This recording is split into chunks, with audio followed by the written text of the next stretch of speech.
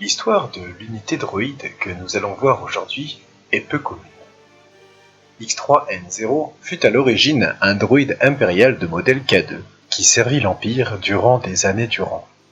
Prévu pour la sécurité, c'était une unité relativement basique avec certains programmes de protocole.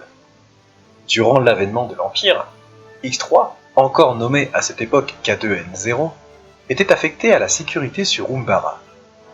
Umbara était une planète de la zone d'expansion qui se trouvait dans la nébuleuse Fantôme et qui était restée coupée du reste de la galaxie des millénaires durant. Mais Umbara était reliée à Kashyyyk et Zeltros par une route hyperspatiale. Et après la bataille de Kashyyyk opposant la CSI à l'armée des clones, l'Empire nouvellement créé chercha à s'agrandir. Aussi, X3 fut de ceux qui furent envoyés durant la colonisation de la planète. Un jour, en l'an -10 avant la bataille de Yavin, l'avant-poste où travaillait X3N0 fut attaqué par un groupe de pillards mené par le chasseur de primes Krusk. X3 fit honneur à son concepteur en abattant 3 pillards grâce à son canon lourd avant de finalement être détruit par Krusk.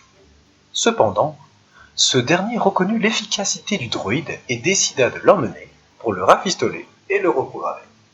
C'est alors que le contrebandier lui greffa un bras de droïde HK, ainsi que des jambes de droïde commando de l'ancienne guerre des clones, afin d'optimiser sa force et sa mobilité. Pour ne jamais éveiller de soupçons, il le renomma X3N0, droïde patchwork possédant des pièces provenant de 3 types différents. Également, Krusk installa un programme de Bounty Hunter dans les circuits du nouveau droïde, afin qu'il puisse l'accompagner lors de ses missions. Durant plus de 14 ans, les deux compères vécurent de leurs blasters en chassant des primes à travers la galaxie. Mais il se passa une chose à laquelle Krusk ne s'attendait pas. Le programme installé dans X3, sûrement défectueux, se mit à se développer tout seul. Aussi, l'avidité d'X3 croissait de jour en jour et le conduisit à avoir une volonté propre.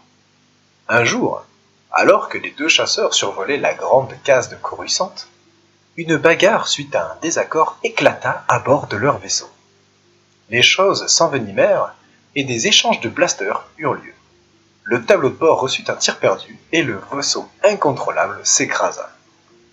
Des mois durant, le droïde resta inanimé dans la case sans fin, jusqu'à ce qu'un jour, il fut recueilli par un petit être qui se cachait non loin de là.